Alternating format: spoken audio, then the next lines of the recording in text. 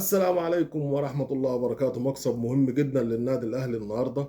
إن شاء الله في مباراة العودة الدنيا بإذن الله تبقى خلصانة من بدري بدري، عشان يكون في تدوير للعيبة، طبعا عشان الموسم طويل جدا جدا جدا، منتخبات والأندية وأفريقيا والدوري وكاس. وبالنسبة نفس الكلام لنادي الزمالك. نفس الكلام برضو لنادي الزمالك. ألف ألف ألف مبروك إن شاء الله، واللي جاي بإذن الله يكون أحسن إن شاء الله بإذن الله. الليلة الكبيرة بقى نادي بيراميدز، ألف مبروك السوبر الأفريقي. مباراة قوية جدا جدا جدا. نهضة بركان عملت شغل جامد جدا في الشوط الأولاني، وفي الشوط الثاني الامور كانت اختلفت يعني اختلفت تماما من نادي بيراميدز، ان هم ضغطوا من قدام والفرصه اللي جات لهم طبعا الحمد لله رب العالمين خلصوها وطلعوا بالمباراه.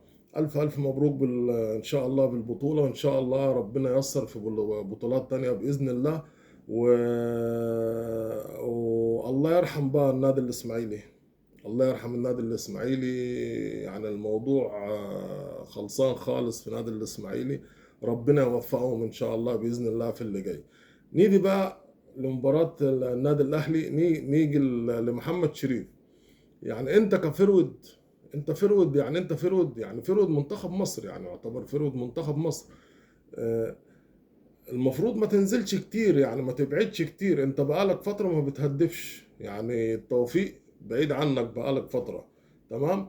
ما بتهدفش، خليك على قد ما تقدر بإذن الله. خليك جوه ال 18، تحركاتك جوه ال 18، انما لما بتطلع بره الخطورة بتاعتك بتبعد. وانت بتبعد طبعا، بخلاف طبعا الإصابة اللي جات لك. يعني ربنا ان شاء الله يشفي ويعافي، ويشفي ويعافي بإذن الله كل مريض ان شاء الله بإذن الله. وربنا يوفقكم ان شاء الله باذن الله. وان شاء الله الديون اللي على نادي الزمالك باذن الله ربنا ييسر الامر ان شاء الله. وتتحل، يعني لازم تتحل باذن الله عشان يكون في استقرار. يعني انت عشان تبقى يكون في استقرار عندك، وفلوس اللعيبه اذا كان كل الالعاب مش القدم بس، يعني كل الالعاب قائم على القدم بس. الانديه قائمه على القدم بس، على كره القدم بس. بس عندك في العاب تانية، انت اعضاء وعضويات والكلام ده كله الموضوع مختلف. ربنا ان شاء الله ييسر الامر باذن الله لنادي الزمالك، والامور يعني كل المشاكل اللي عند نادي الزمالك تتحل باذن الله الفتره اللي جايه، عشان نشوف حاجه كويسه ان شاء الله باذن الله. ونادي الاسماعيلي الموضوع صعب جدا. يعني الموضوع صعب جدا جدا جدا، وربنا يوفق ان شاء الله الجميع ان شاء الله. السلام عليكم ورحمه الله وبركاته.